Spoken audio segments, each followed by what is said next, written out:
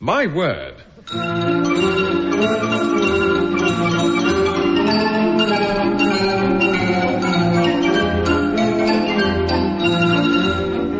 panel game devised by Tony Shrine and Edward J. Mason. Dilys Powell and Frank Muir challenge Anne Scott James and Denis Norden in a game about words, with Jack Longland in the chair.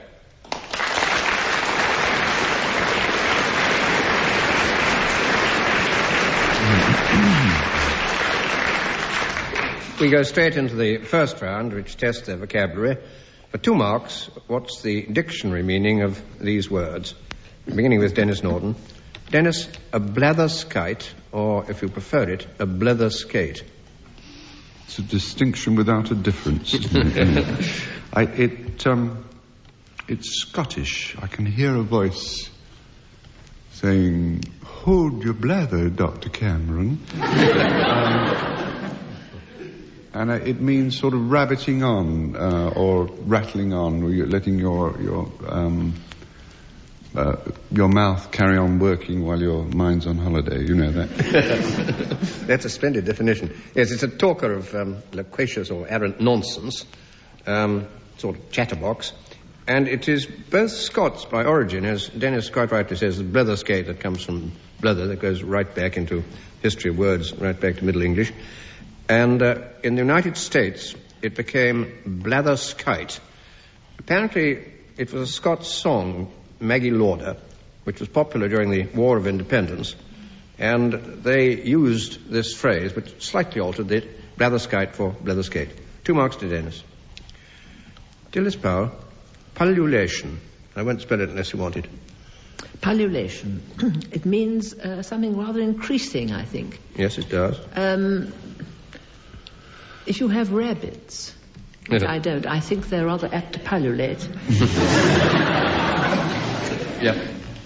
They multiply. They generate and multiply. But if you had plants in your garden... If I had what in my garden? Had plants in your garden. Plants? I don't have a garden, but if I had plants, they would grow, and I hope they would have seeds, and I hope the seeds would generate, and I hope they would multiply. Fine, that's what I wanted.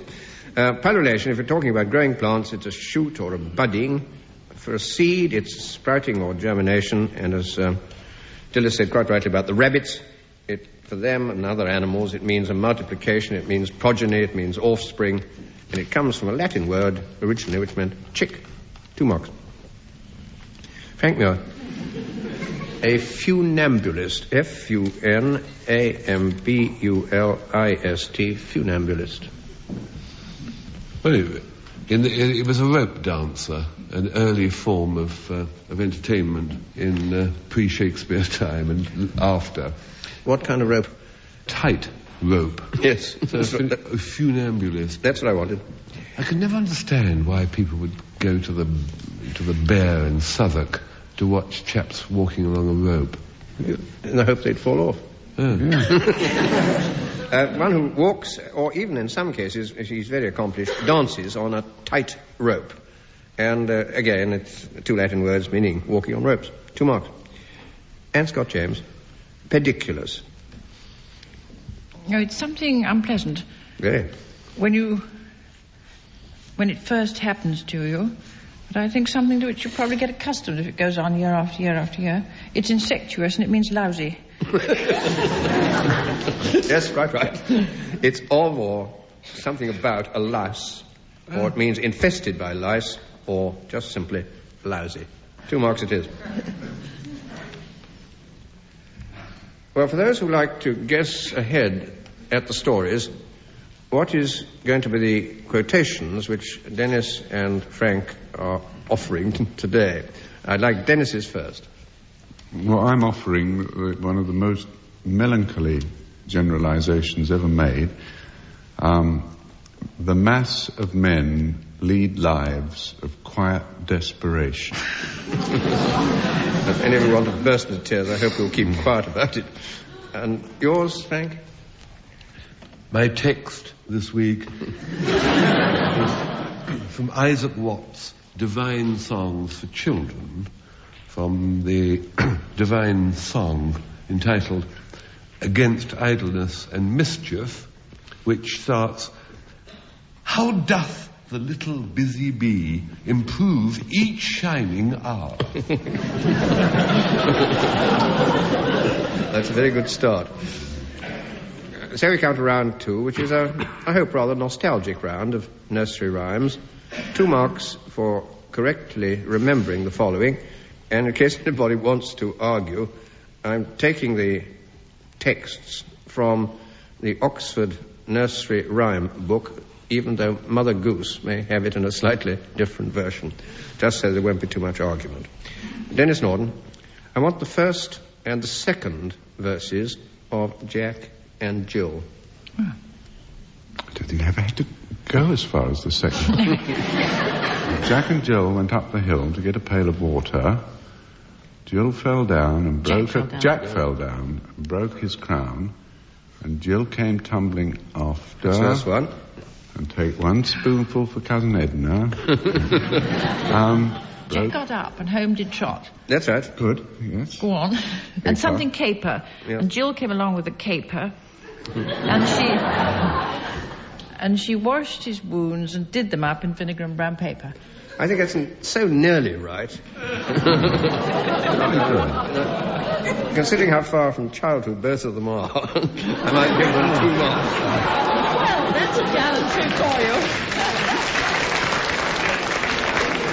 But for the record, the first verse was approximately right. The second verse, then up Jack got and home did trot as fast as he could caper to old Dame Bob, who patched his knob with vinegar and brown paper. 2 marks. Now, Dilys Powell, the first again and the second verses of Mary Had a Little Lamb. Well, I had a very underprivileged childhood. I never taught any of these things. What was Mary Had a Little Lamb? Mm-hmm. That's about all I know, I think. Whose sheep was something was white. No, whose fleece was black as soot. And into Mary's bread and jam his sooty-footy put. That's right. Beyond that, we cannot... That's why I told you I was relying on the Oxford Nursery Rhyme book in case there was some His attempts fleece was like white that. as snow. Yeah. Yes. Yes. And everywhere that Mary went, the lamb was sure to go. That's good enough for stanza 1. Try 2. Is there another one? Yes, second verse. It's Hello? a bit educational. Could you all chant it? No, you won't get any marks for that. Can you all take it? I can't. I've never learned lip reading.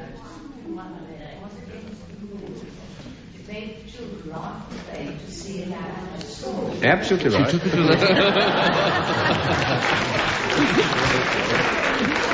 Thank you very much. 4 marks to the audience.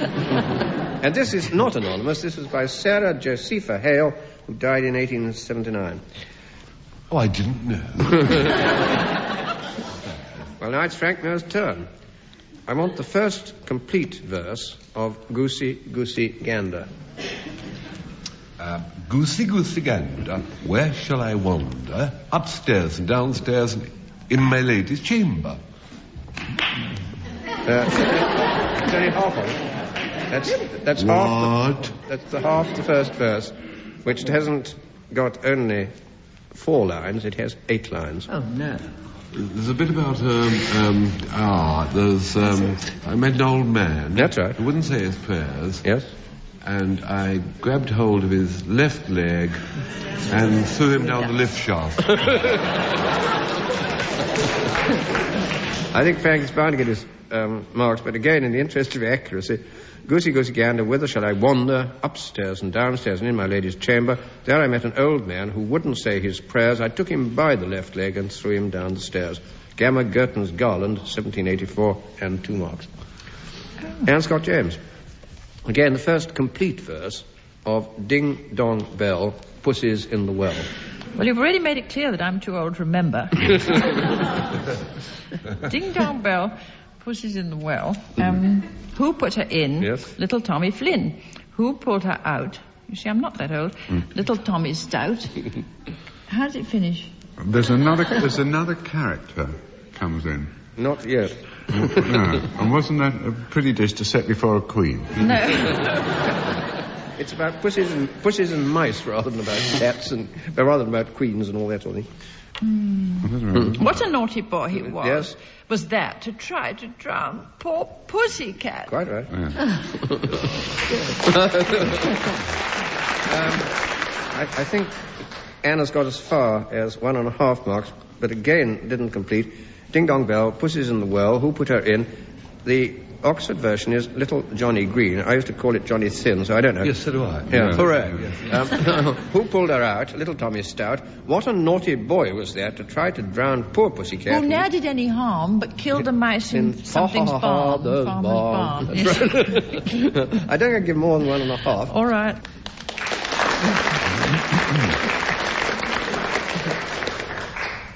And now we have a round of origins and derivations, and 2 marks again.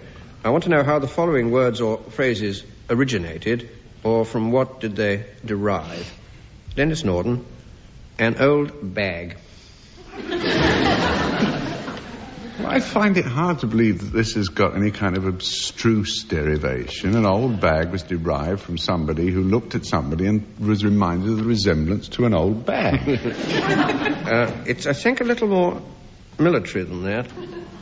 Bag? Were they sort of camp followers Yes. of some kind? Yeah. And they would come with the baggage. They That's would right. follow up with the baggage. Okay. Yeah. Oh, I see. That's all right. I still think The general impression being that they were absolutely virtuous and beautiful young ladies, or not? Oh, no, by no means, and not terribly prepossessing either. Yeah, that's all right. It goes with baggage, bag and baggage. That was what the army took around with it, its own stores and the army stores and the guns and all the rest of it.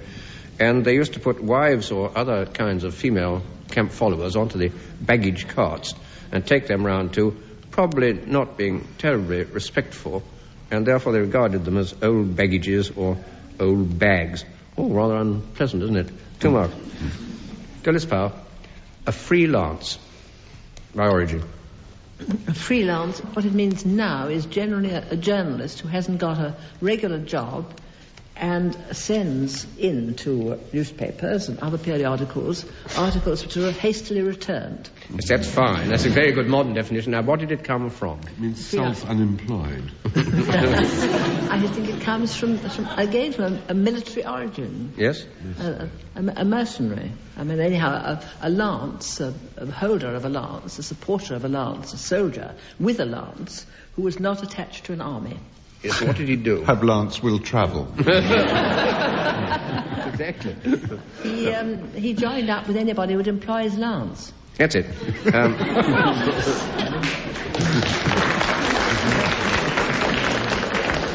This was in the Middle Ages, and when after the Crusades, there were a fair number of warriors who were unemployed, and they were prepared to carry their lance on behalf of any master or any cause, not bothering very much whether it was good or bad, provided that they were properly paid. They were also called the free companions. 2 marks. Frank Muir, a jot or tittle. A jot or tittle is something very small Yes. and insignificant. It possibly refers to the sort of talent which a gossip writer needs to jot down tittle-tattle. That's a good description of what Thank goes you. on now. 2 marks. No, I want to know where it comes from. Printing? Printing helps. Comes from printing, Jack. Comes from printing. That helps quite a lot. It comes from iota. That's what I wanted. 1.5 you get. A jot Well, not is... one An iota. iota. That's right. A jot is a perversion of iota, which is just the smallest letter in the whole Greek alphabet. Tittle came from the Latin titulus, and it could be the dot over the letter I, or a stroke, or an accent, or a punctuation mark, as Dilys quite rightly said. It means something very, very small, inconsiderable amount. And Scott James, right as a trivet. This is something to do with wrought iron, isn't it? Trivet. I think they were usually wrought iron, but they could be other metals. Or even wood. Trivet's a three-legged thing on That's which, right. on which a witch puts her cauldron, isn't it? Absolutely right. Or not only a witch, but... On which you put your... anybody puts a kettle. Yes. And why is it right as a? Because unless it's standing absolutely on its all three legs levelly, the kettle will boil over, I would think. It's a sign of stability, equability. Yeah. You're so very nearly right. Now, if it had 4 legs, would it do as well? Oh, no. 2 would be even worse. 1 would be the absolute end, wouldn't it? Yes, I think the end gets 2 marks. A trivet, which is originally a 3-legged stand or tripod, will normally stand firmly and won't wobble, even if the floor on which it's put is uneven. It was later substituted by these funny things used to fix onto the front of a grate with 3 projections. You put it onto the top bar of the grate, and that, quite wrongly, became known as a trivet. 2 marks. Well, now we come to the last round, and to Denis and Frank's quotations, and the marks will be awarded on the length of the applause from the audience here in the theatre. And Denis, your quotation, which came from Henry Thoreau's Economy, was, "The mass of men lead lives of quiet desperation." Not long ago, I was addle-headed enough to let myself be roped into one of those bone-achingly po-faced late-night TV discussions. You know, on marriage, this one was, do married women make the best wives? The kind of thing. And then all of a sudden I heard my name called, and the chairman was saying, "What about you, Denis? Do you think it right for a couple to sleep together before marriage?" And without thinking, I said, "Do I think it right? I think it's absolutely essential." Well, I can't tell you what ructions that created. Within seconds, the telephone switchboard was practically running molten from the heat that was generated. Dozens upon dozens of voices screaming, "How can you allow that decadent roue to come on the public television and advocate premarital sex?" Well, the truth of the matter is, I wasn't advocating anything of the kind. What I was referring to had absolutely nothing to do with sex. I was thinking about marriage. You see, because where young men are concerned, there's only one area of ignorance that we don't fill them in on when they enter marriage nowadays, and that area is not the one dealing with sex, because as far as that's concerned, you've only got to look at the bookstalls now. Sex today comes with more instruction manuals than a hydraulic forklift truck. No, for all our so-called frankness, the one fact of life that we still conceal from male adolescents is in another area completely. It is the fact that women snore as well. I sincerely believe that there are some things which the union of 2 people was never intended to withstand. One is putting up wallpaper together. The second is spending 5 rainy days in a caravan. And the third is lying, staring at the ceiling, waiting for the next rumble from the spark-out body next to you. Because it's a demonstrable fact that out of any 2 people, the one who snores is also the one who always goes to sleep first. But you may ask, don't men snore? Yes, of course they do, but A, they've kept no secret of it down the years. And the second thing is, when a man snores, he does it somehow rhythmically, evenly. Though the person beside him, it is true, madam. The person lying beside, if it be yourself, madam, when you lie beside a snoring man, you can accustom yourself to the sound. You can even be lulled by it. But when a woman snores, it's spasmodic, it's irregular, and every so often they make a sound that is absolutely heart-stopping.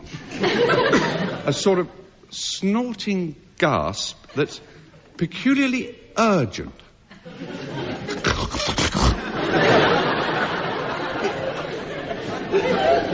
It's like a diver who suddenly got his airline crossed.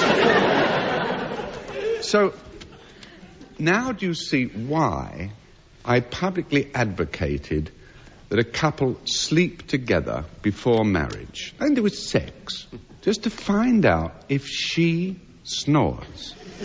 Because it may be that some men are content with a partner who makes every night hideous with her nasal obligato.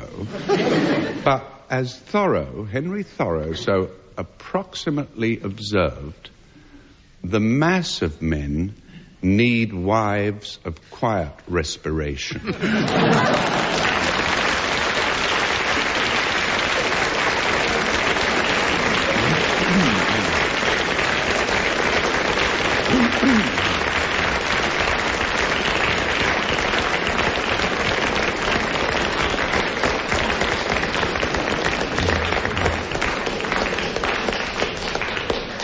Well, a full company of women's lib will be at Denis's front door tomorrow, so we'll pass on hastily to Frank Muir, and if you remember, his quotation was, "How doth the little busy bee improve each shining hour?"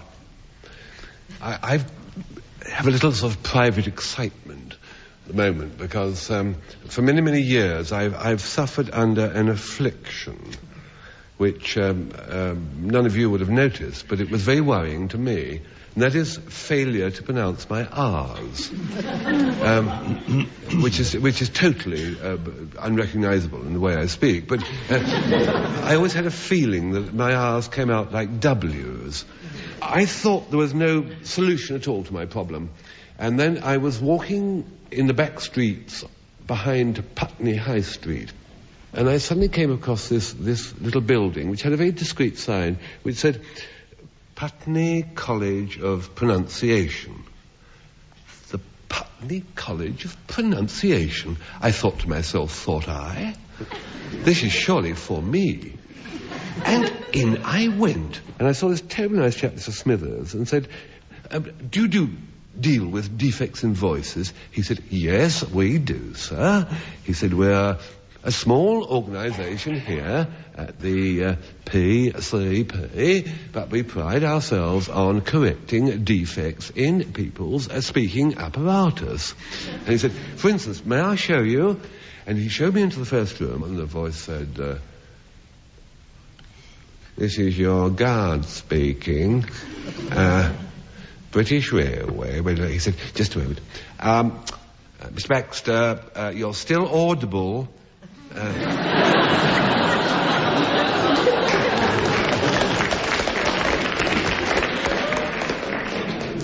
Sorry, Mr. Smithers.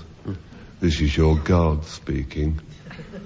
This train, the intercity train, will arrive at 4:10 in London, for which British Railway apologises, as it is the Newcastle train. And he went into the next room, and there was a man going, I don't believe it.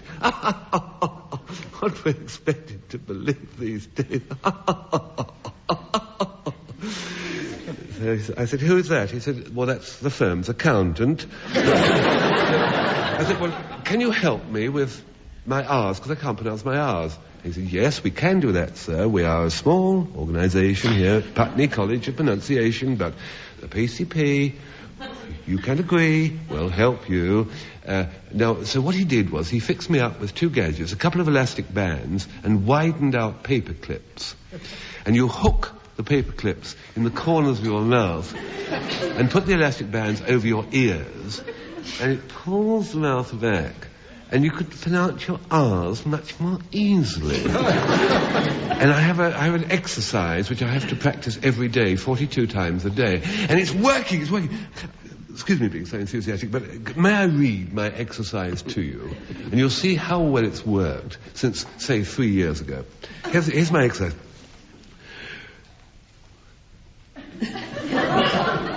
Romeo, Romeo, wherefore art thou Romeo? I'm at Ruislip, renovating rissoles and reviving rotten radishes, ready to receive a randy receptionist Ruth.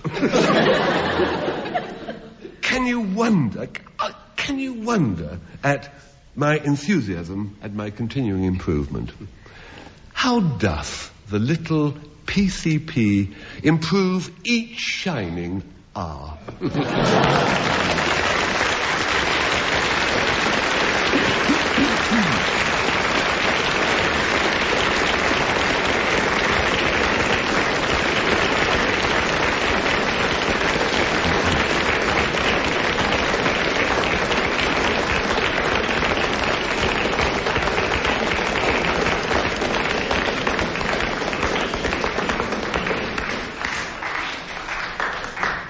Well, I'm glad Frank's story had a happy ending, because by your vote, ladies and gentlemen, Frank Muir wins the contest of stories, and he and Dilys Powell also win this entire contest, and that brings to an end this edition of My Word.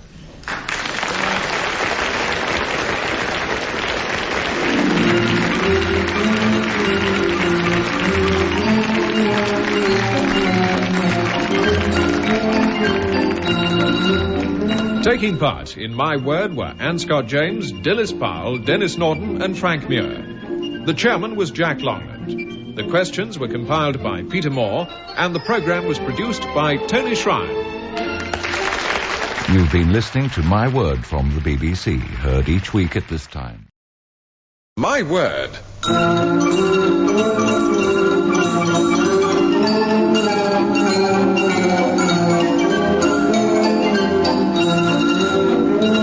Game devised by Tony Shrine and Edward J. Mason. Dilys Powell and Frank Muir challenge Anne Scott James and Denis Norden in a game about words, with Jack Longland in the chair.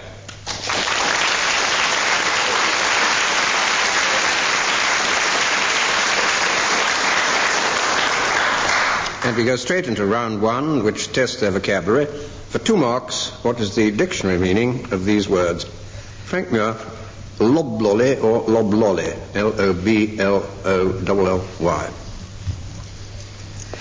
It sounds like a peculiarly sticky version of a water ice on a stick sold to children to throw over the gallery at cinemas. I gather it isn't, though. No, edible. It's edible. Barely edible. Barely. There's it's naval. It has a naval connotation. Mm-hmm. Is it a stew or something? Yes, that's more like it. Yeah. But it's thick, whatever it is, hence lob. And it's rather nasty and huge and thick and primitive and 18th century and yuck. 2 marks. It's a thick porridge or gruel, once used to be served to sailors, a sort of mush of spoon meat. It is also a country lout, and it seems to me very improbable. In the United States, Loblolly is a puddle. I don't know why at all. 2 marks. Anne Scott James, a lipogram or lipogram, L-I-P-O-G-R-A-M, and again, I'm not certain on which syllable the action should be. The dictionaries differ. Well, it must be something to do with letters. It is? With writing. And the obvious thing is to think it's something to do with lips or lip reading, but it obviously isn't. You said lipogram. I would prefer it that way, though most people say lipogram, and because there is a Greek verb called lipine behind it. Ah, that makes a difference. It means to leave something out. Yes. So if you leave out some letters and you're writing in a sort of rather stuffy period in, say, 1860, and you want to say dash or damn, you put D and 3 asterisks. Would that be a lipogram? I think it would. It's a composition, usually in verse, but not always, from which all the words that contain a certain letter or letters are omitted. I think Anne's example is a perfectly good one. 2 marks. Denis Norden, a caucus. Well, this comes up in all reports of American presidential elections. There's always a a caucus in a smoke-filled room. And they move about from room to room. Now, I never quite know what it means, actually. I think it's a kind of hardcore of a ginger group or a dissident group who exert pressure and influence. That's absolutely right, Dennis. A meeting of members, usually of a political party, and originally in the United States, as Dennis says, it's to nominate candidates or decide how to vote on any particular question. Once they've made that decision, they all had to vote that way. It was transferred over into Britain, and it means any much too influential small group which is managing an election or almost managing anything at all. 2 marks. Dilys Powell, a pratfall. Well, the last time I took my dog for a walk in the park, and he saw a bicyclist. He doesn't like bicyclists, and he pulled very sharply on the lead, and I performed a pratfall. Did you go forwards or backwards? Backwards, yeah. In fact, you fall on your bum. That's exactly quite right. It's I'm not suggesting you are a comedian, Dilys, but it is a comedian's comic fall onto the buttocks in burlesque or music hall, usually signalized with a loud thump on a drum. It also can be any kind of humiliating experience, and nobody knows much how it came to mean that, except that prat is slang for the buttocks. Nobody knows why. 2 marks. Well, now for those who like to guess ahead at the stories, we'd be glad to have Frank Muir's quotation for later on in the programme. My quotation comes from a piece by Robert Louis Stevenson, A Penny Plain and Twopence Coloured. A penny plain and twopence coloured. Well, yours, Dennis? Mine's from Tennyson. 'Tis better to have loved and lost. Well, that gives you a choice. We go on to round 2, origins and derivations. For 2 marks, how did the following words or phrases originate, or from what did they derive? And Frank Muir, yours is a white elephant. It means now something which is too large or ugly or expensive to be other than a liability. Yes? And origin, how did it originate?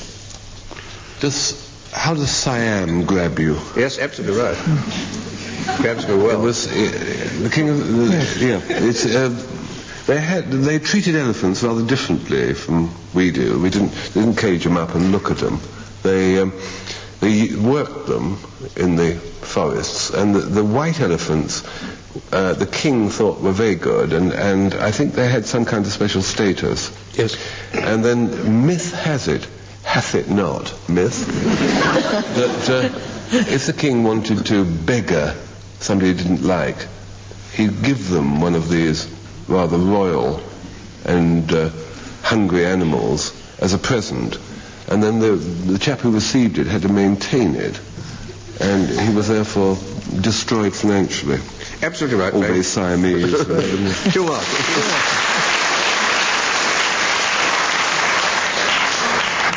And Scott James, to take someone down a peg or 2. Well, before chalks and blackboards were used for scoring for games, in, let us say, from 1600-ish, they scored with pegs in holes. Like cribbage. Exactly. If a thing has got strings, it also normally has pegs. Ah, stringed instruments. Yes. In which, by tightening your strings, you make the sound higher, do you not? Yes. And you make it lower if you loosen them. Yes. Loosen your pegs to which the strings are attached. In fact, this is rather a signal that the person is inferior. Is it right? Yep. That is a leap in logic, which doesn't follow from loosening the peg of a musical instrument. I'd improve it if it was overtaught. You say, I'll loosen his peg a bit. If you take him down a peg, that merely transposes him into another... But on the other hand, supposing you look across the garden fence and you find that the lady across her fence on her clothesline. Her linens are whiter than yours, whiter than white. Oh, yes. I feel... You take down a couple of the pegs so that they into the mud.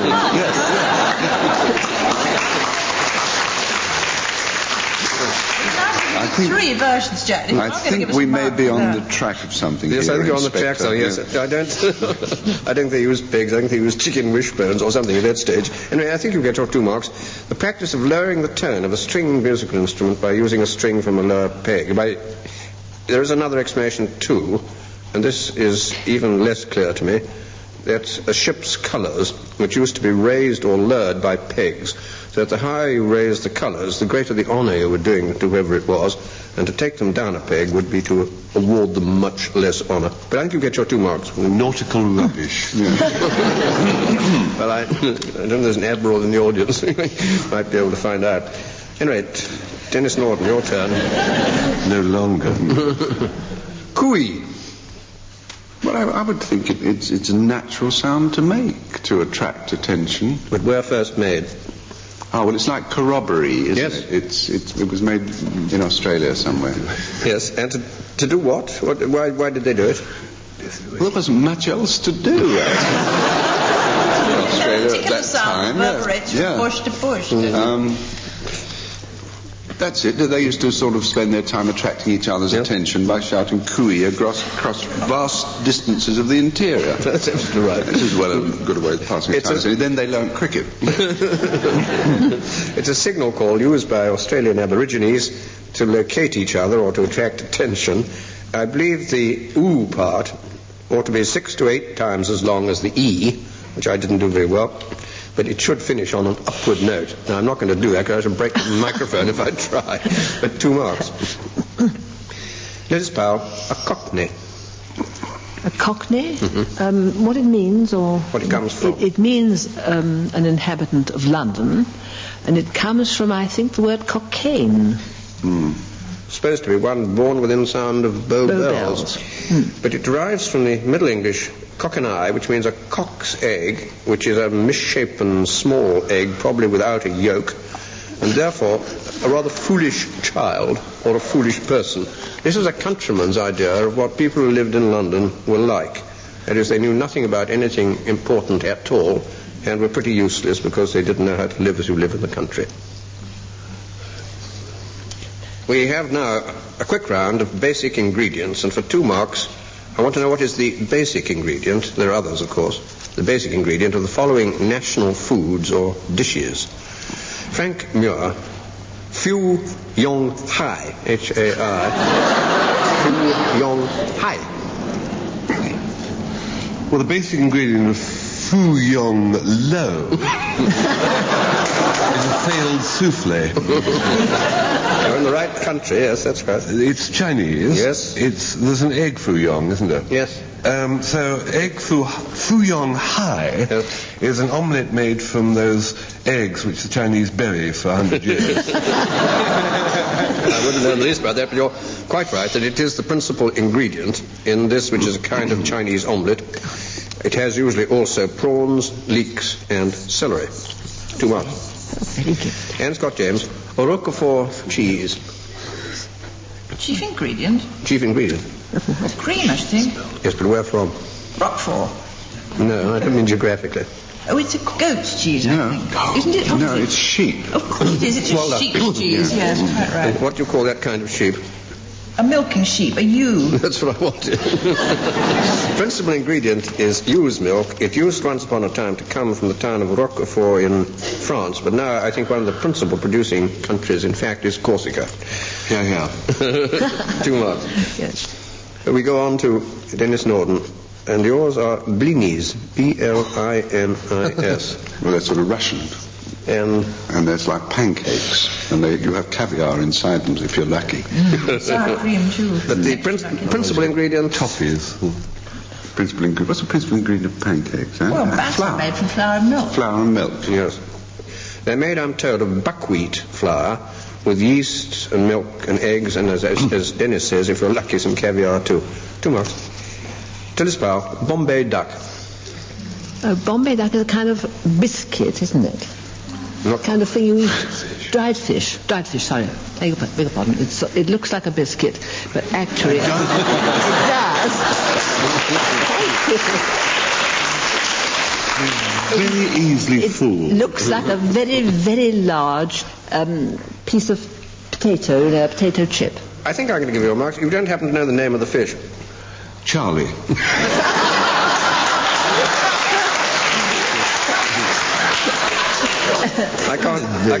I can't win.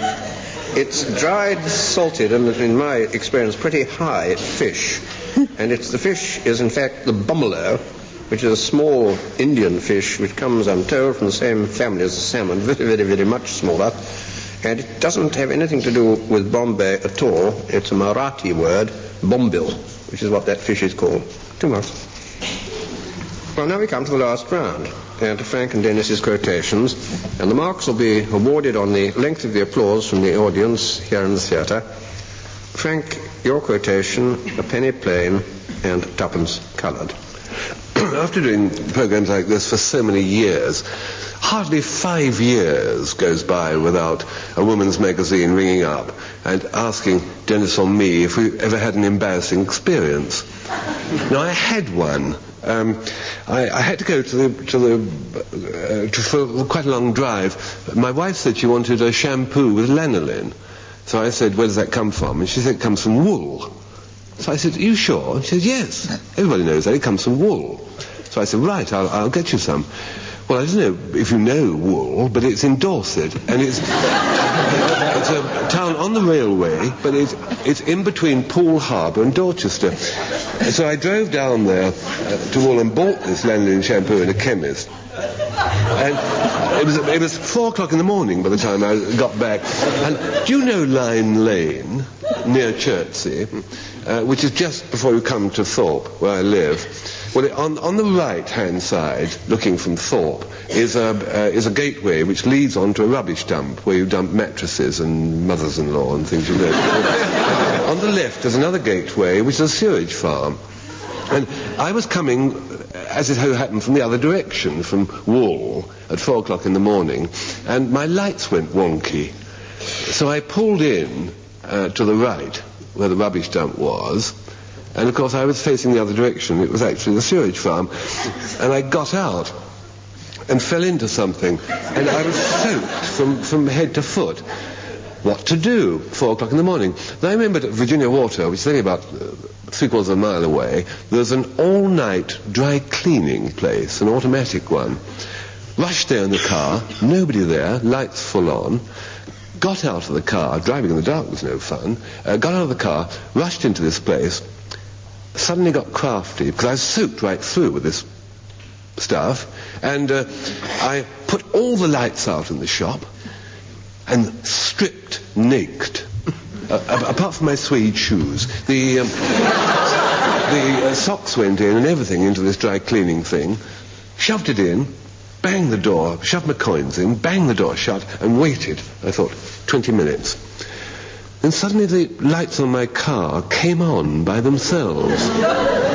And I was on headlights when they'd gone wrong.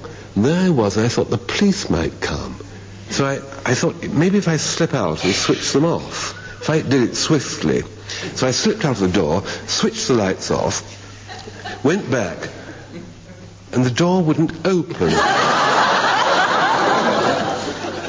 Because of the catch. So I thought, oh, what now? And it was really quite cold, you know, it wasn't at all pleasant. And the salient features were very unhappy.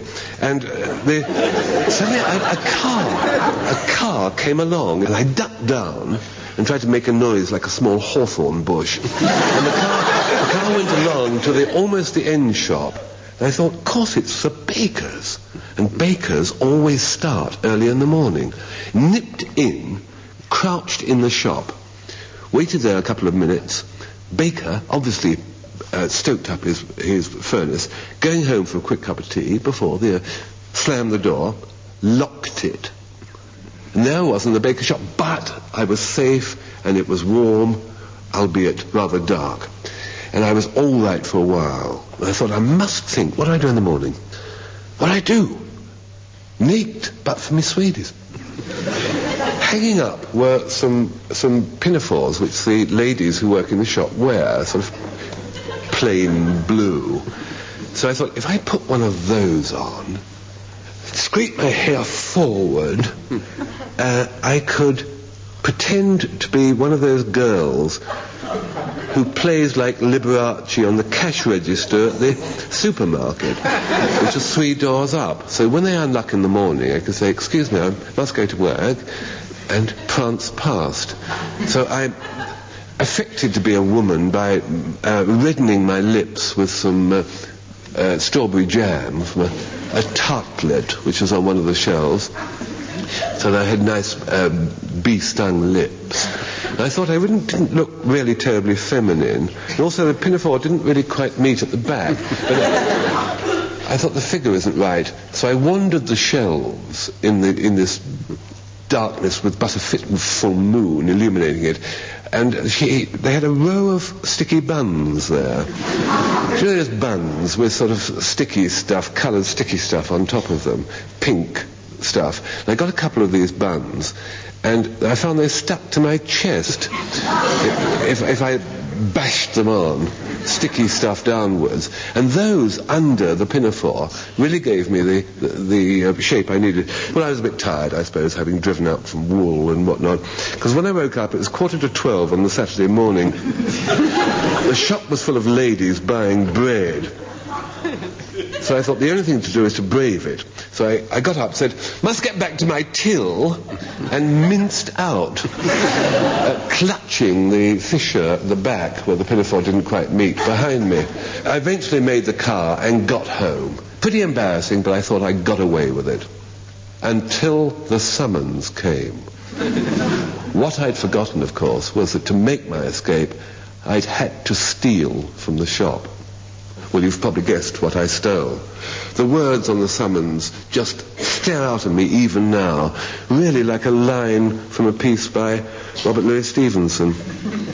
A penny plain and 2 buns coloured.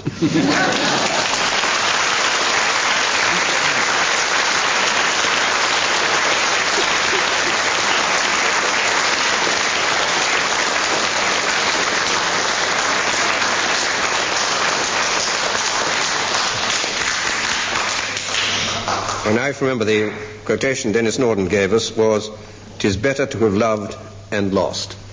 If this story has any purpose, it's to expose one of the most dangerous statements ever committed to print. If you have little or no talent for do-it-yourself, it says in this book called Handy Home Repairs, your best course is to begin in the smallest room in the house, such as the loo. Now, it's my contention that the first half of that statement makes absolute nonsense of the second half.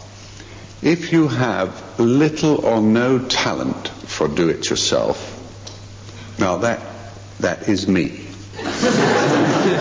So, to instruct someone like that the place where his handyman efforts can do the least harm is the loo, well, it's like somebody telling Noah that the weather's likely to be scattered showers.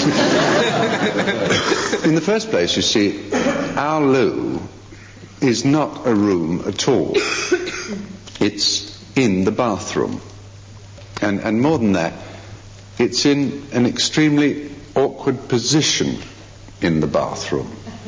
Now, I don't know whether the builder who installed it was working from the same book that I was reading, but he placed it at such an angle that it faced the wall, which meant that whenever you used it, it was practically impossible to relax. You had the feeling that anything accomplished there was never quite definite. So that was the first item on my handyman brief, change position of loo. Second item, repaint ceiling black. in place of existing colour, white with pink polka dots. Well, it was actually just plain white when we moved in. The polka dot pattern dated from the day I was gargling with pink mouthwash and found one of the kids had left a tadpole in the glass. Now, third item, replace bathroom door. Reason for that was the top half was that frosted glass stuff they used to have in old bathroom doors, and 2 days after our Swedish au pair girl arrived, my son and 2 friends were caught with a steam iron trying to smooth out the ripples.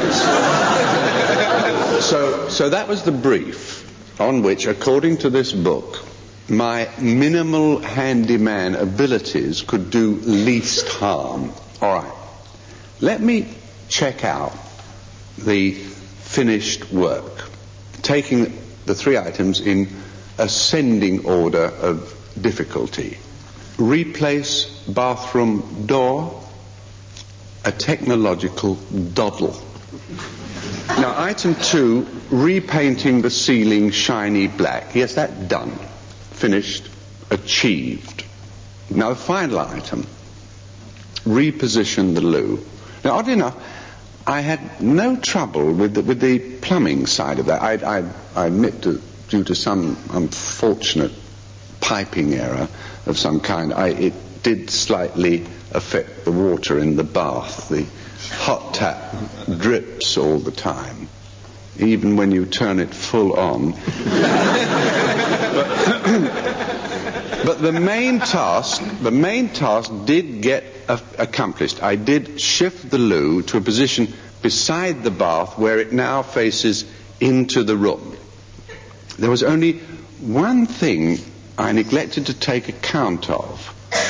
Above the bath on that side, we've got one of those overhead clothes dryers that go up to the ceiling on a pulley, you see.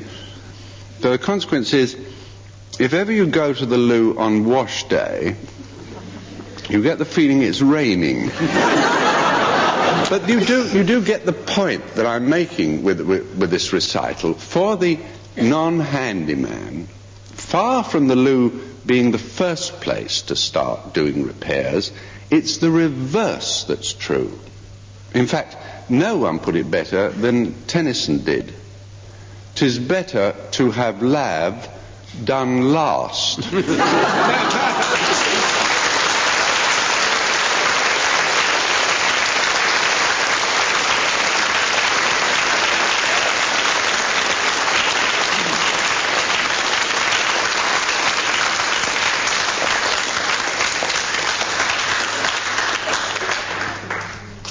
Well, ladies and gentlemen, your vote has helped to produce a very remarkable result indeed, because Frank Muir and Denis Norden tie with their stories, and the whole contest of this evening's My Word is itself a draw.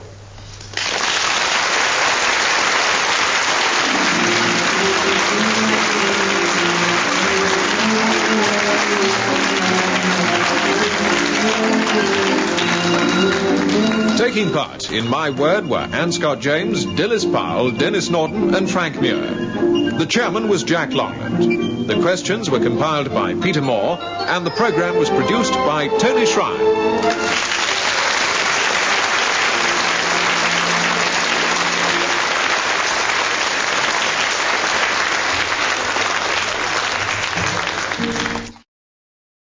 My Word.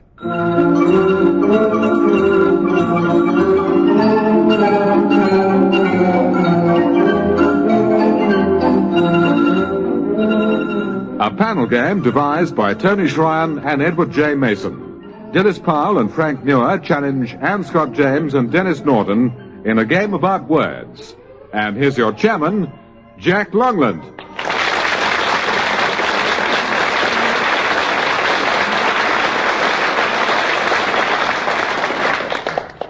We go straight into round 1, which tests their respective vocabularies.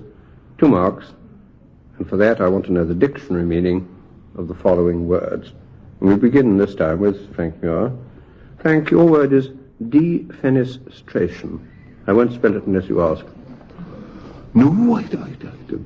Defenestration is a posh word for being chucked out of the window. Yes. I'm bound to give you 2 marks straight away. The best literary example of that, I think, is Walter Savage Lander, where he had a villa outside Florence, and after an imperfect dinner, he threw the cook out of the window. He defenestrated his cook. Because it was on the first floor, being an Italian villa. And the cook was lying there writhing in agony with a broken limb. And Walter Savage Lander said, "Good God, I forgot the violets."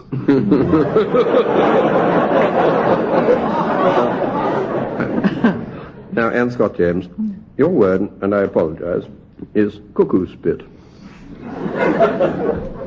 Well, cuckoos have a lot of very unfortunate habits. But spitting is not, as far as I know, one of them. Right. Cuckoo spit is the thing one of the many things with which my garden is currently plagued. A little insect of a sort of green flyish appearance produces funny little bubbly stuff. At what stage of its development? Early. It's a nasty one. At the spitting stage. Yeah.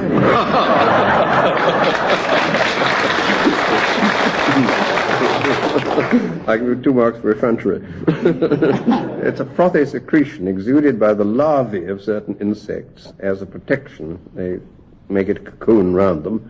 And it's usually, in Britain, an insect called the frog hopper on leaves and stems of plants. But it was popularly supposed to have been actually spit out by the cuckoo, which does lots of nasty things, but as Anne quite rightly says, it doesn't do that. Now, Denis Norden, crass. Double S it finishes in. Oh, yeah. Crass. Yes. Frank and I used to write a character called Mr. Glum, who we used to think of as crass. In other words, he was rude beyond the bounds, rude and indelicate, and overdid things beyond the bounds of usual social acceptance. He'd do things like mashing the potatoes with a sink plunger. I want no better. We reckoned crass.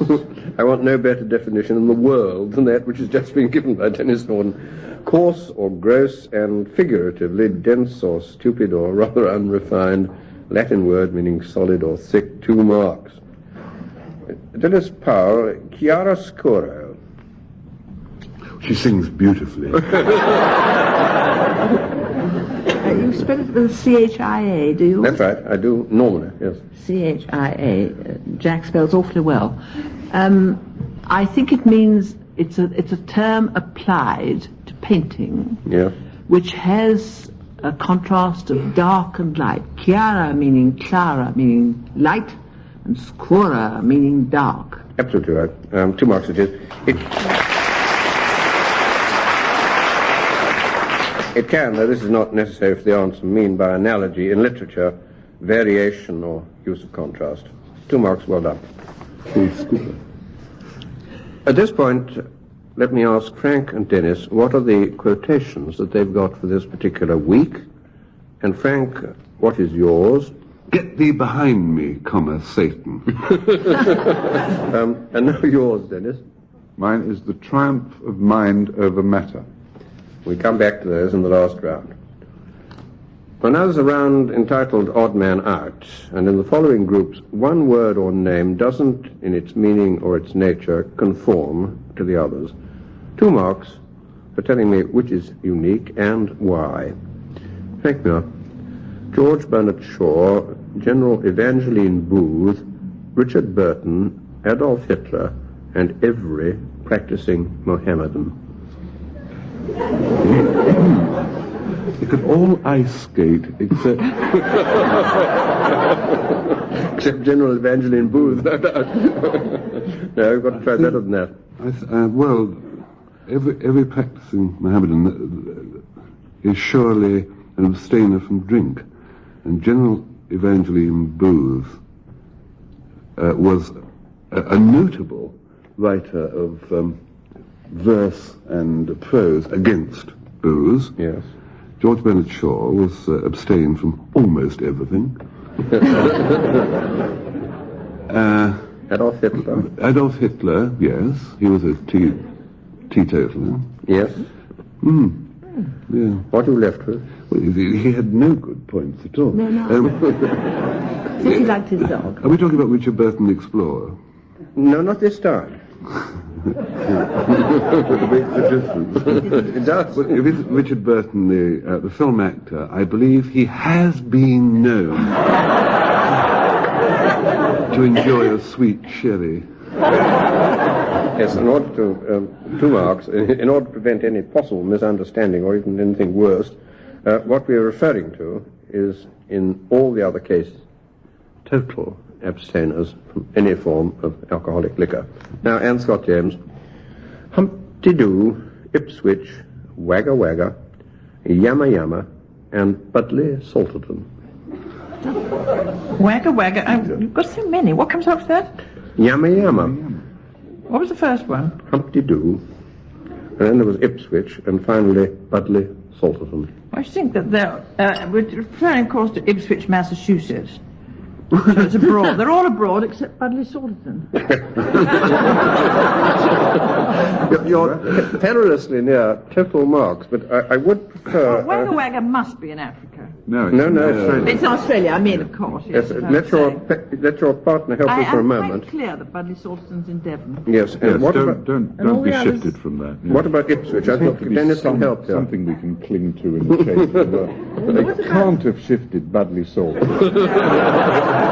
Well, And the Yamma in Yamma. Australia, Ipswich, Australia. We're really Ipswich, there is no such place. Let's stick to that. They're all in Australia except Budley Salterton. You're absolutely right.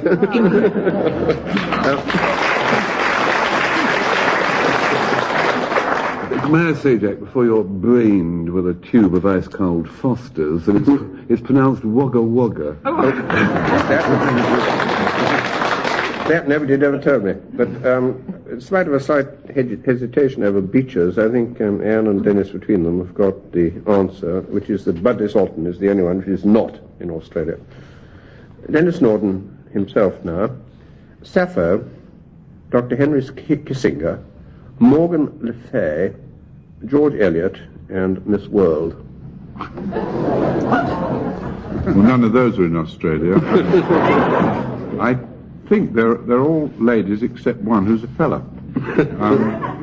Sappho was the well-known Who's Your Lady Friend. Morgan Le Fay is she's King Arthur. She used to hang around with King Arthur.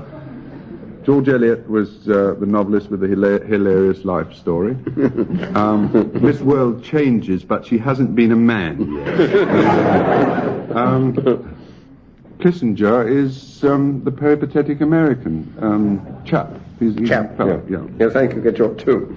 I never know whether to call him Kissinger or Kissinger, and in this particular context, I think kissing her is better.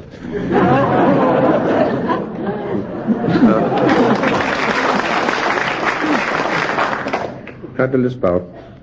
A, AB, B, BC, and O. Odd man out. I beg your pardon. A, AB, AB, B, B, BC, BC, O. O? Just like that. O. It's a medical term. It is a medical It's a term. medical term. It's a medical term. It's It's a classification. It's a blood sample. That's right, that's what I wanted now. All right, having got that idea... O is everybody's kind. How do you know that? You're entitled to know that. Yes, and yes. think of the one which is the odd man out. You're absolutely in the right street. It's not O. No. A, B, B, B, C. We all have O. Yeah. BC. Yeah, that's the one out. That's all I know. Quite right, absolutely right.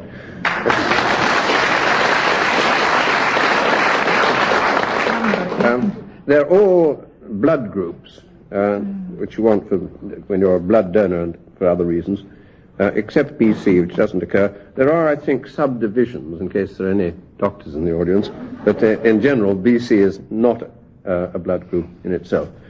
Well, we go on to a round of paradoxical pronouncements. 2 marks. Who was the originator of the following somewhat contrary comments? First, Frank Muir. Frank, I can remember your name perfectly, but I just can't think of your face. Somebody said this to me, actually, but it was like a literary party 10 days ago. You must have been very young, Frank. No, I think it's, I mean, he meant it to be the other way around, didn't he? Yes, that's right. In which case it's Dr. Spooner. Well done. Absolutely right. The nicest of those, slightly not altogether with it Donnish remarks, was the chap, I think it was Spooner, who recognised, he said, Spencer, aren't you one of the Spencer twins? And he said, yes, sir. He said, now let me see, was it you or your brother who was killed in the war?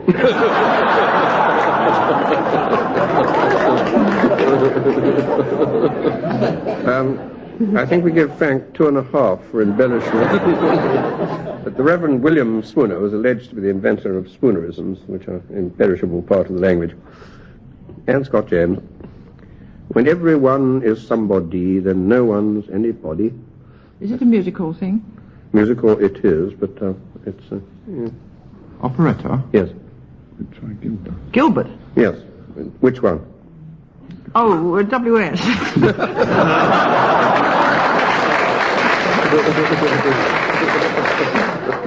Touche. 1 mark for that, certainly. If you could get the actual operetta, it would help me enormously. We'll just guess. We each say one might be right. Pinafore. No, it's in Venice. The Gondolier.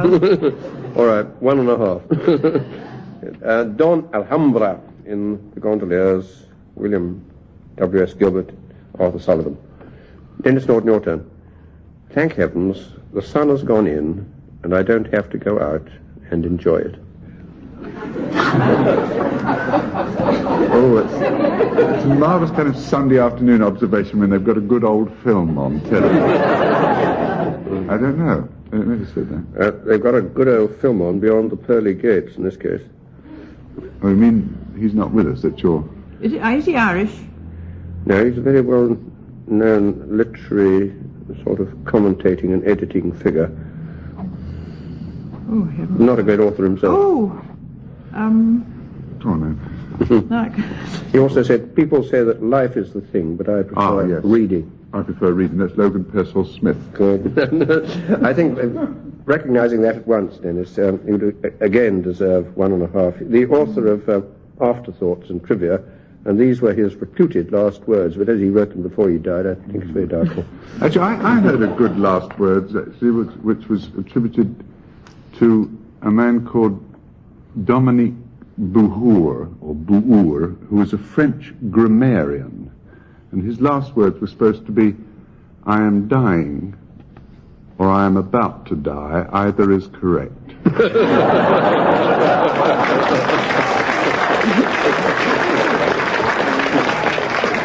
I'm sure Logan Pearsall Smith would have appreciated that one. Now, Dilys Powell again. I never read a book before reviewing it. It prejudices a man so.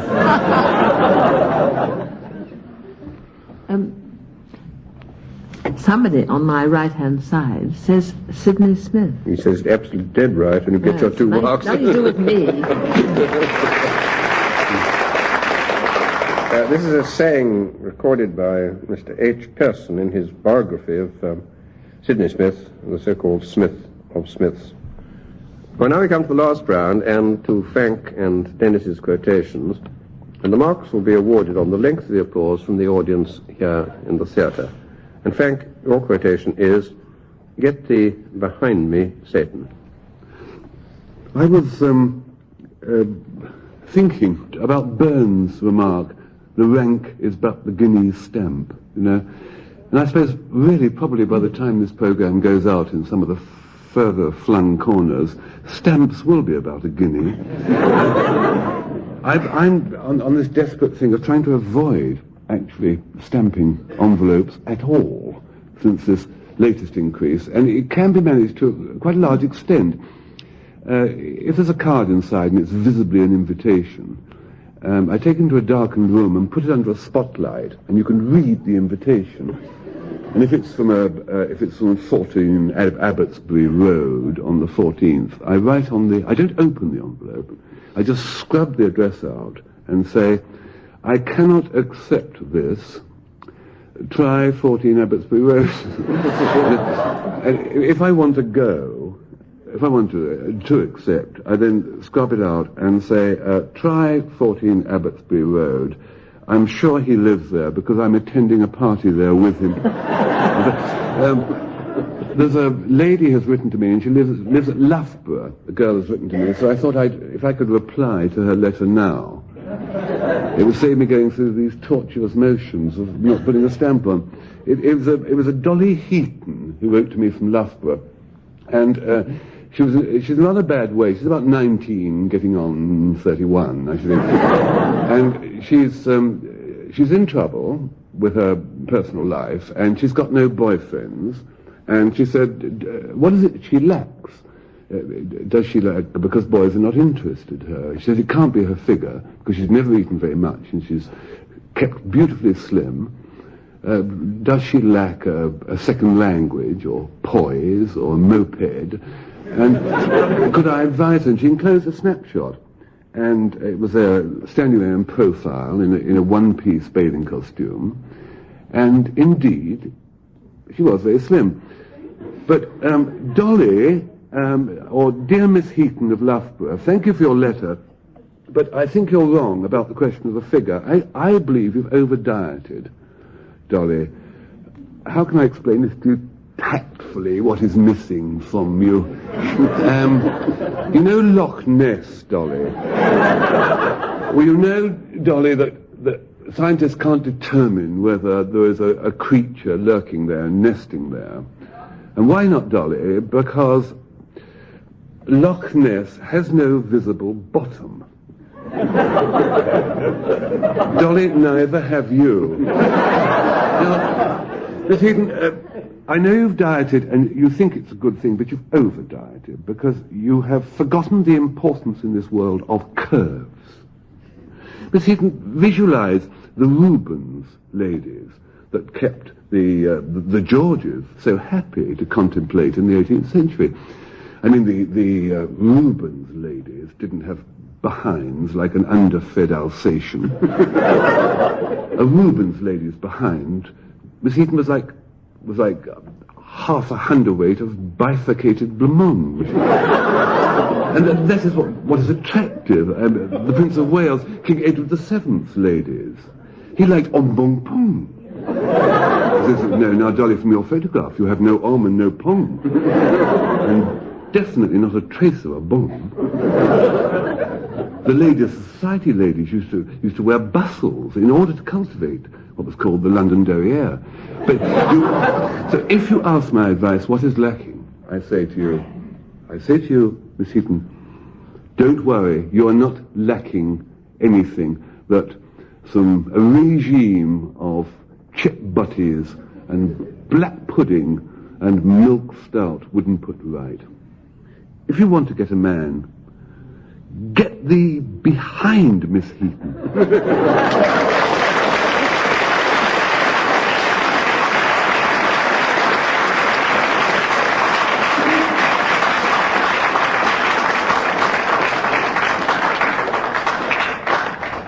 Well, I think we should have to forgive Frank that extravaganza on the playing fields of Heaton and go on to Denis. And if you remember, his quotation was, "The triumph of mind over matter."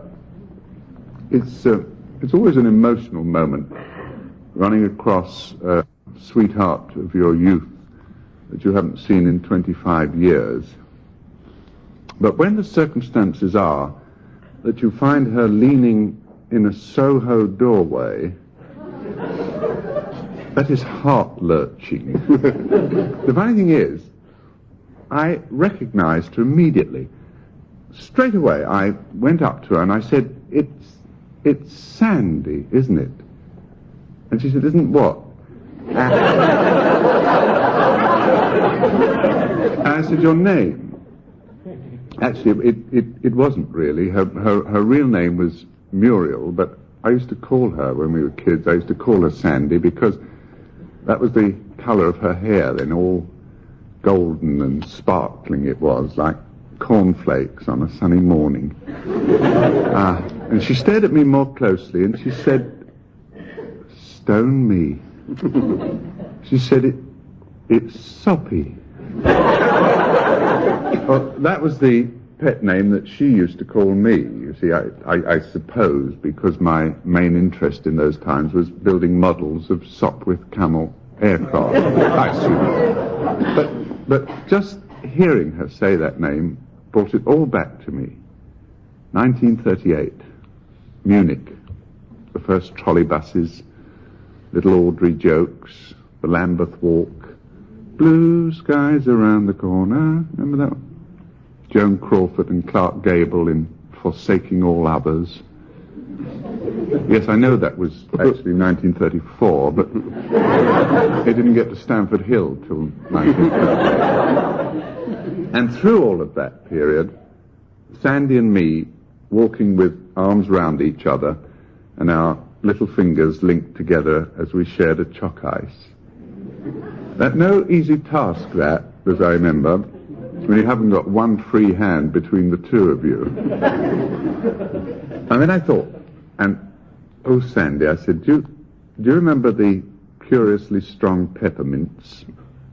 That was another one of our sort of shared secret things. They started one evening when we were alone in her family's air raid shelter, and she suddenly shivered and she said, "Oh, isn't it cold?" She said, "Soppy, dear, can't you think of some way to warm me up?"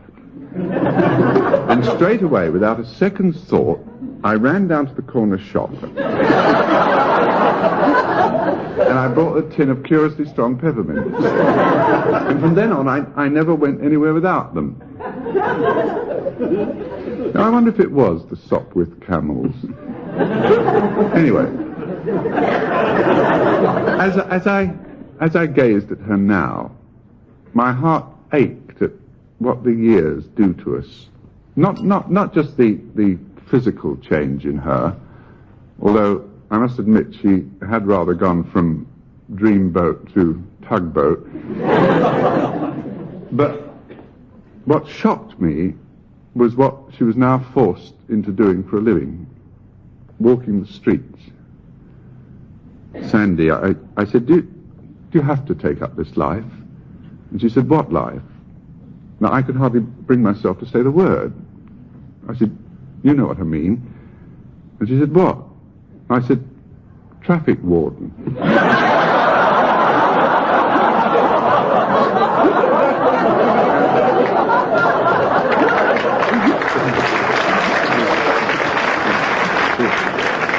She sort of pursed her lips and she said, "A woman's got to do what a woman's got to do." I said, "Sandy, please, let me take you away from all this." And she said, "This what?" I said, "Well, this Volkswagen, actually, because it's mine." And she looked at the meter and she said, "What's more," she said, "you're a half an hour over your time." I said, "I know, so if you could, just for sort of like old time's sake, just stroll away for a moment, I could put another coin in." And she said, "No, I'm sorry, I know where my duty lies." I said, "Go on, please, Sandy." And she said, "No." I said, "Go on, please." And she shook her head. Well, talk about the whirligig of time bringing in its revenges. It really comes to something, doesn't it, when a man has to plead with a woman because he's overdue. Anyway, I suddenly had a brainwave, and I said, "Sandy, look." And from my pocket, I drew forth a tin of curiously strong peppermint. Well, I've never seen a woman's features change so rapidly. That whole sort of stern visage seemed to melt. And she said, you still carry them?" I said, "Everywhere." And I always will. And a sort of glisten came into her eyes, and without another word, she turned on her heel and she strode off towards Shaftesbury Avenue. And that was it. Now, maybe I should have told her the reason I still carry them, that for parking meter purposes the mints are the same size and weight. Same size and weight as 5p pieces, but never mind. It's still an incident that I somehow think of as fragrant. Do you know what I mean? It's not just a moment of past recaptured. It's more, in Mr. Paley's phrase, who first thought of it, a triumph of mint over meter.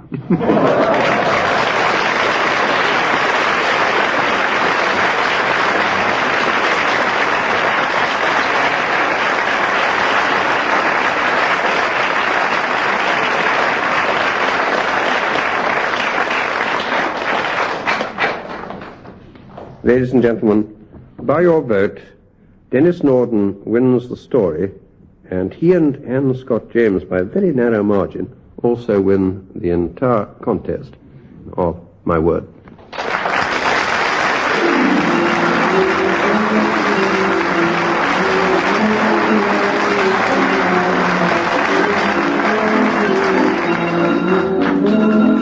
In My Word, you heard Dilys Powell, Anne Scott James, Frank Muir and Denis Norden, introduced by Jack Longland, with questions compiled by Peter Moore. The programme was devised by Tony Shryan and Edward J. Mason and presented by the BBC.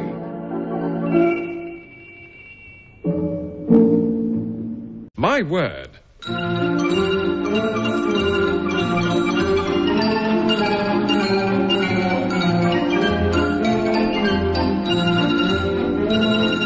Panel game devised by Tony Shryan and Edward J. Mason. Dilys Powell and Frank Muir challenge Anne Scott James and John Wells in a game about words, with Jack Longland in the chair.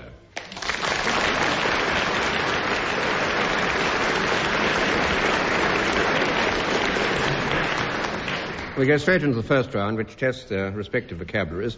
For 2 marks, what's the dictionary meaning of the following words? Beginning with John Wells. John? Pantisocracy. Pant like pant, and then I-S-O-C-R-A-C-Y. Pantisocracy. Panta, the white bear with the black eyes. Pantarai audin menai. I think it's probably a Greek word, isn't it? We've got a Greek word here. Very much. Panta meaning everything, yeah. And socracy meaning the lower garments. Actually, you stumped me there. I think it means a society in which everybody has a bit. Equal or unequal bits? Well, I'd fancy equal bits. Aldo. It's a utopian community in which everyone is equal to everybody else and all have equal power, and it was planned in a rather sort of... Coleridge. Yes, by Coleridge and Southey and a chap Southey. called Lovell. It never took off from the ground at all. But that's what pantisocracy is. Sorry. No, the interesting thing about that was Southey and Coleridge planning it, and they were going to develop this community on the banks of a river in America. The name of the river I can't pronounce. No, it's down pretty nearly in Patagonia, and then the Welsh did it later, and it didn't come off as a colony. It's sort of Sesquialtra, or... Yes, that's right, something like that, yeah. Satirised by Peacock in a book called Crotchet Castle, and they all float up the Thames. The very one. I didn't know that. 2 marks. I almost gave John Wells another mark for extreme erudition, but I'll watch that. Well, don't. No. This file, your turn. Macrobiotic, M-A-C-R-O, and then biotic. Macrobiotic. Probiotic. Nuts. Well, after this exhibition of erudition, I shall rather limit myself to saying it comes from the Greek. Yes. Biotic which means kind of living or life. Yes. Macro, which means big or long. It means both. It's concerned with long living. That's it. It's an adjective defining any means or agency that tends to prolong life, or the ability to remain alive in a dormant state for years, like some of our friends, but more likely seeds you put into the ground or put in pyramids or something of that sort. 2 marks. think I'm mini-biotic by nature. If it stands for length, yes. Yes, but he said he was mini-biotic. I know, yes, he oughtn't to have said that, I agree. We'll go on. Microbiotic. It's your turn, Frank. Calibogus. Calibogus. Calibogus. I suppose, you know, those very dubious enterprises which start on the, in America, I think, Amy McPherson and the Hot Gospeler and Flower Power and Group Sex for Therapy. They're all very bogus. And they all seem to arise in the pleasant sunshine of California. And modern sociologists rather describe those as calibogus. You're right. There's curious movements which arise. You're right about it being American, but I think the word is first found in 1785 when California hadn't been discovered, at least not by the Well, I'll United accept States. the half mark. Beautifully bogus, surely, isn't it? Beautifully bogus. Tastefully bogus. Tastefully bogus. Yeah. Oh, beautifully bogus. As in... Yes, calligraphy. Or cauliflower. Yes. Yes, much more like that. Oh, it's an American cauliflower. I'm going to give you 1 out of 2. It's an American-inspired alcoholic drink made by mixing rum with spruce beer. The spruce beer being a fermented beverage made from the leaves and branches of the spruce fir. It sounds absolutely horrible. Doesn't it? But it did start in 1785. Anne Scott James. Phthisis or phthisis. Phthisisis. And you can pronounce it either way. We're rather going in for Greek words tonight. We are. And it means a declining or a thinning.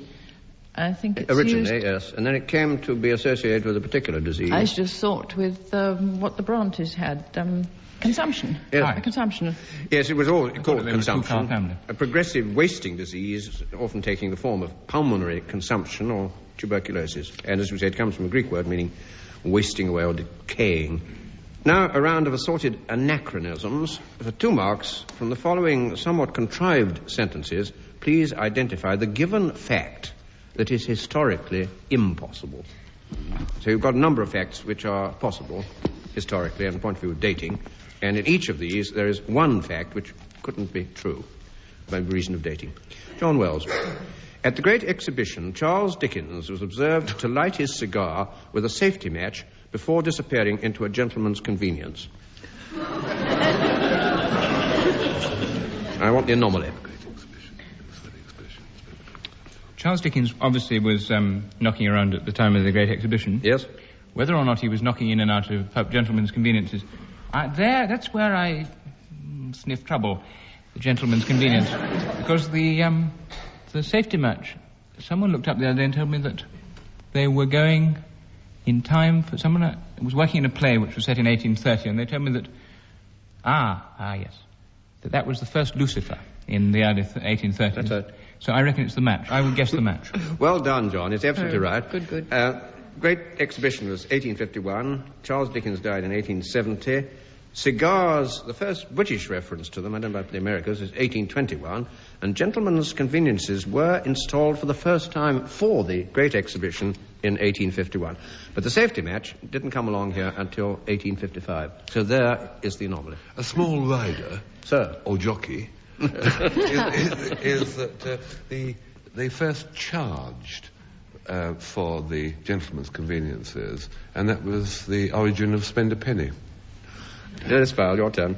Weeping copiously at the news of Shakespeare's death, the Reverend Mr. Mitten had the misfortune to drop his glass eye into a cup of China tea. Or his China eye into a glass of... Wait a minute. Shakespeare's death. Yes, and the Reverend Mr. Mitten... The only Mitten I know is kind of mad Jack Mitten. That's right. Later. He was the chap who set fire to his nightshirt because he had hiccups. So it's not that... What's wrong with that? It's not that, carry on. It's not that Mitten. Not that Mitten Not at all. that Mitten. No. And he dropped his glass eye into what? A China teacup? A cup of China tea. A cup of China tea. China tea. Now, China tea, Pope refers to China tea. Sure. Mistress of herself, though China for. Go back to Mr. Mitten, because I may have misled you a bit. Well, no, it's to do with the Rev. We've crossed him out now. No, you don't call him the Rev in those days. Oh. Yes, just say that clearly, and I'll give you a mark. You would not be referred to as the Reverend. The Reverend what? The Reverend Mr. Yes. The earliest recorded use of Reverend as a prefix, such as the Reverend Sidney Smith, for instance, doesn't happen until 1642. On the other hand, the word Reverend goes back to 1449, and as a respectful epithet, which you could apply to the clergy, it goes back to 1485. But you didn't talk about the Reverend Sidney Smith or the Reverend Mr. Mitten until 1642. Glass eyes, invented in 1578. China tea, first drunk in England in 1615. Indian tea didn't come in until 1839. Now, Frank, it's your turn. Among the attractions at a reception given by Miss Noel Gwynn at number 18 Sackville Street, London, were a Punch and Judy show, a firework display, and a mound of banana ice cream. God, I love a duck. Sackville Street Punch and Judy show? Yes. Yeah. Firework display. Firework display. And lots of banana ice cream. Display. Now, can one have more than one anachronism? I don't think there is, as far as I know. We've checked a bit, anyway. Punch and Judy is as old as the hills, certainly old from enough, anyway. Renaissance. The firework display is old as the Chinese, so that can't be it. Bananas, I would have thought, didn't come until the 19th century. But I don't think Not then. you'd have an address of number 19 Sackville Street, because they weren't numbered. That's right. Street numbering in Britain is unknown before 1708. And Nell Gwynn, poor dear, died in 1687. Punch and Judy show, probably, you're quite right as far as the European continent was concerned, but it's first recorded in Britain by Pepys in 1662. Firework display goes back to Elizabeth in this country at least, and probably further. And the first British reference to bananas is in 1633, and just the year before Nell Gwynn died, first British reference to ice cream itself in 1686. Anne Scott James. With a Pekingese tucked under her arm, Miss Charlotte Bronte sat in Haworth Parsonage, thoughtfully stirring her dry martini with a propelling pencil. The last part was drowned by laughter. Could you fill it? Sorry. Charlotte Bronte sat in Haworth Parsonage, thoughtfully stirring her dry martini with a propelling pencil. But it seems to me it would so obviously be the dry martini that it can't be that. You're quite right. You can't. Now, what do you feel about the Pekingese, John?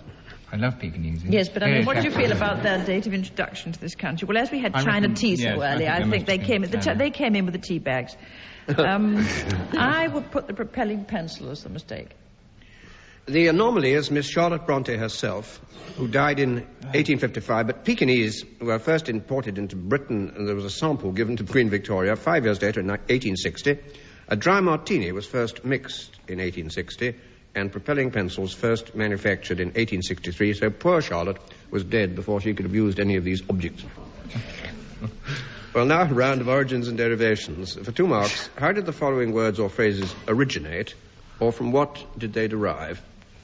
John Wells, the upper crust, understand society.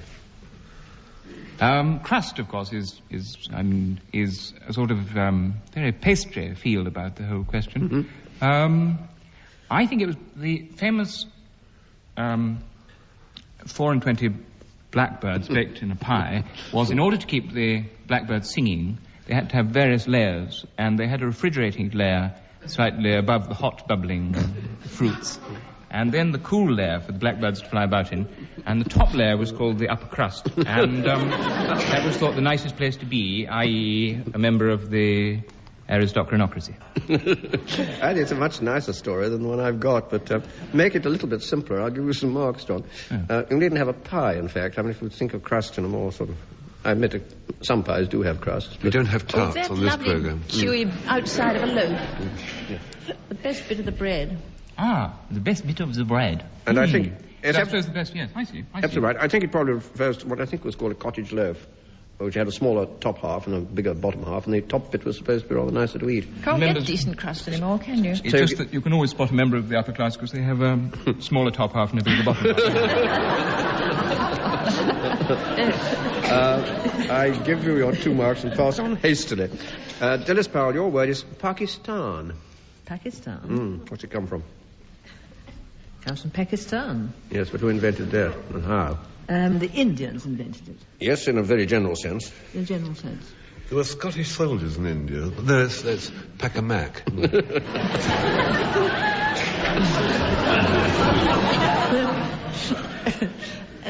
Stan is added on, like Afghanistan. Yes. Or whatnot, yes.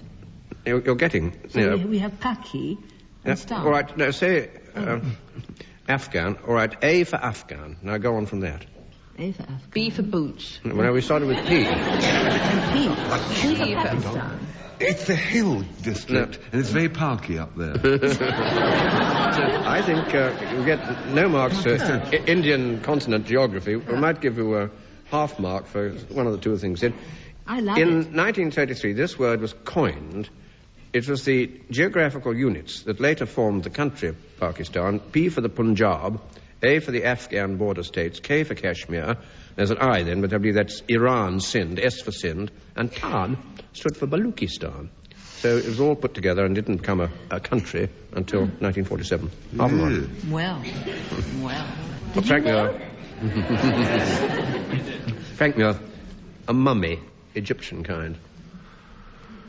It's a long time ago, Jack. Yes. They were anointed with oils and stuff and wrapped up in bandages, and that was called being mummified. Because it's the process of wrapping bandages around oiled corpses. Roughly that. I'll give attractive all this. I'll give you a little, and the Arabic word is mum, spelled M-U-M. And what does mum, mum stand for? I want the meaning of the word mum. You're very close to it. Think of the word in English where you wrap cloth. It's called cerecloth. Now, what's cerecloth come from? The cere in yellow. See, that's right. That's right. Wax. 1.5. A lot of help. Arabic word mum means wax, and then the word mumiyah, meaning an embalmed body. The Egyptians anointed the corpse with wax, and probably with formaldehyde and other things as well, and wrapped it in this waxed cloth or cerecloth. 1.5. And Scott James, as plain as a pike staff. Well, I should think it just means as simple as having somebody coming and ramming you through the middle in a battle, and that's the end of that. It's pretty English, this one. I mean, you Yes, needn't worry it's about as simple as being whacked with a sword or... But it wasn't a pike originally. 40 whacks or 40 mums. It wasn't originally not an aggressive sort of pike, nor a fishy kind of pike. It wasn't a pike at all. It's a corruption, of course. Yes, it is. As plain as a... Fika stuff. Well, think of Dick Whittington going to London. It's as plain as a bundle. Yes, but what held the bundle? A stick, a stick bundle. The sort of stick on which you put a bundle. That's it. But we haven't mentioned it quite. It's not unlike pike staff. You'll get it if you want. Tied with pike thread. Mid-16th century phrase, plain as a pack staff, P-A-C-K. Frank Headed. Dryden says this, as plain as any pack staff, because it was used so often and carried so much luggage, gradually got smoother and plain and hadn't got any ornaments or bumps on it, so plain as a pack staff. 1 mark. Don't believe that, do you, Jack? Yes, I do. Dryden can't be wrong in this one. You're sweet and gullible. Dilys Powell and Frank Muir are now leading at this point by 1 mark.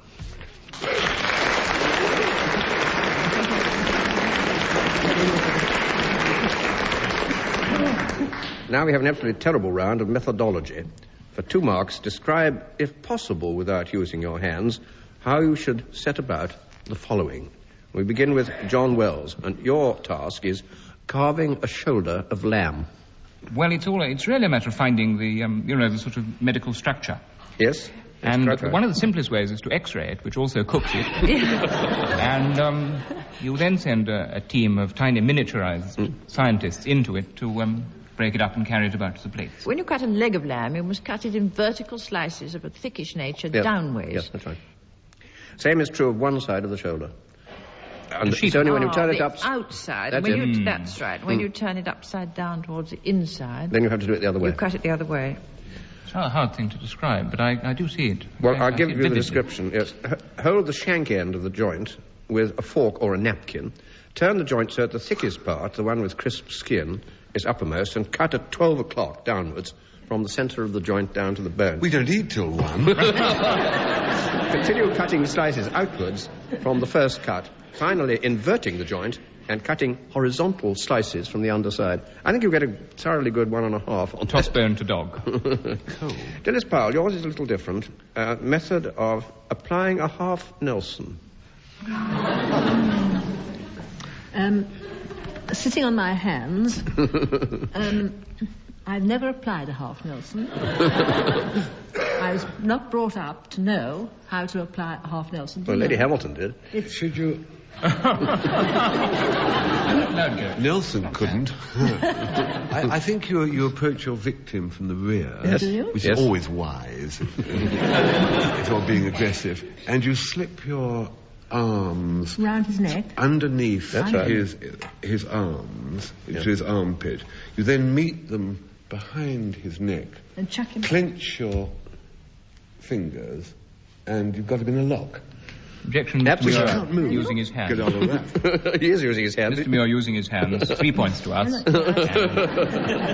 Well, I think it's 2 marks. You were standing behind the person on whom the half Nelson is to be applied. You thrust your arm or arms under their corresponding upper arm and lock it all in by pressing your hand against the back of the person's neck. Very unpleasant, too.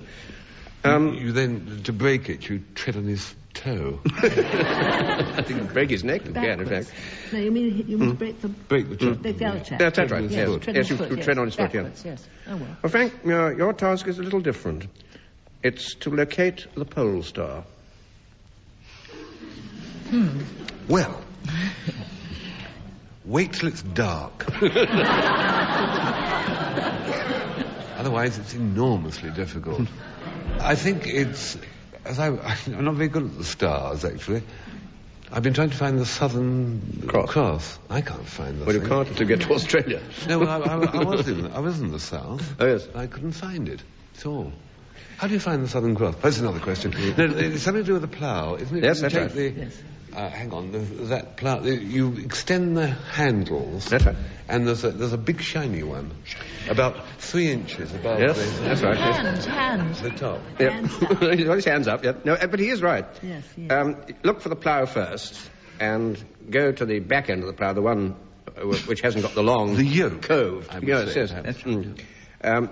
and take an imaginary line upwards through those 2 stars, the rear end of the plough. They're called Dubi and Merak, the pointers. Then, with luck, you can find the pole star about 5 times the distance between these 2 stars, but it doesn't point very straight, so you have to wander about a bit in the sky. It used to once upon a time, but it doesn't now. And if you get mixed up, there's another thing shaped like a W, the Cassiopeia, which is located the other side of the pole star, so you've got 2 ways of finding out where it is. I don't know about you, but I can never follow these things. The plough, it's shaped like a plough. It's not shaped like a plough. It's shaped like 5 burning bits of light. It's like mountains. It's called Elephant Mountain because it looks like an elephant. It doesn't look like an elephant. It looks like Snoopy asleep or something. Anyway, I think you get your 2. You've located it, all right. Now, Anne Scott James, your job is tying a bowline. Well, first you start with 2 bits of string, and then you make a granny, and then you put a reef on top, and then you take away the bit of string you first thought of, and then you cast on 40, you do 2 rows plain, 4 rows pearl, and a couple of inches of moss stitch, and that's a bowline. Yeah. 1 mark for effrontery. I'm told that this is not the way I tie it. If you take the loose end in the right hand and hold the main body of the rope in your left and put the loose end across the main body rope, you turn your left hand over from you and to the left and form a loop. You pass the loose end upwards through the loop and haul taut. I was taught, and I used to teach my children, because this is the main knot which used to be used to attach the climbing rope, that you looked at a rabbit running round a tree and then popping into its hole. And that's how you tie a bowline. 1 mark anyway. Without using your hands. It's not the way I finish off my More bed difficult. jacket. Now a quick round of attenuated aphorisms. 2 marks for correctly completing these incomplete quotations. John Wells. The cook was a good cook, as cooks go. And she went. Yes, it's... you're not... like all good cooks, she went. Yes, that'll do. 2 marks. And as cooks go, she went. It's by Saki. Bracket H.H. Munro. Yes, End of bracket. Thank you very much. Killed in 1916. And Anne Scott James. 3 may keep a secret. 3 may keep a secret. Complete. But 4's a bridge table, I should think. Go the other way. 3 may keep a secret, but 2 will always tell. No, they're totally incapable of telling any longer. 2 of them are dead. What? Speak. If 2 are dead, oh. Is that right? Yes, 3 may keep a secret if Thank 2 you, of Frank. them are dead. Get the money afterwards, thank you. Little assistance. This is Benjamin Franklin in Poor Richard's Almanac in July 1735. Dilys Powell. The English country gentleman galloping after a fox. Complete. The unspeakable in pursuit of the uneatable. That's right. The English country gentleman galloping after a fox, the unspeakable in full pursuit of the uneatable. Oscar Wilde. I've always thought that people queuing at that place which hires out mourning clothes and everything could be described as the unbearable in pursuit of the unwearable.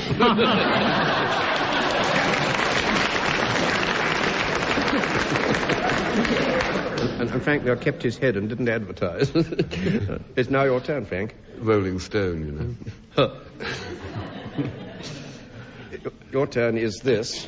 While I cannot be regarded as a pillar, I must be regarded as a buttress of the church. I have to complete it. You've got to complete that. Complete in itself. Because I never go inside. Yes, put that in positive terms. You've got it right. You've made a negative. Because I'm always on the outside. Yeah? This is a... Yeah. It's very interesting. I had this... I was researching for my book, you see. And I came across this, and it goes right through the 18th century. Think of the chap who was married to a very frighty Caroline. It's a century earlier. It may well be, but the exact form of the quotation, I think, can be attributed to a particular chap. Lord Melbourne also said it. Yes, I'll give you the exact quotation. While I cannot be regarded as a pillar, I must be regarded as a buttress of the church because I support it from the outside. Now, I think that particular form of words, Frank, may be first attributed to Melbourne, but I know that there are other versions as well. Do you remember Deaning, when he retired and worked for a London evening paper, was asked by American journalists, what do you do, Dean? And he said, I was once a pillar of the church. I am now a column in the Evening Standard.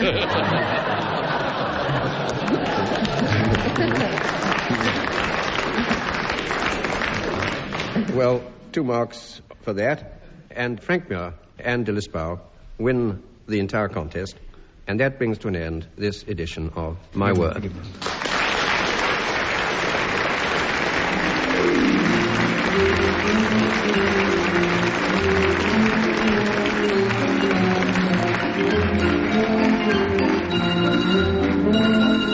Taking part in My Word were Anne Scott James, Dilys Powell, John Wells and Frank Muir.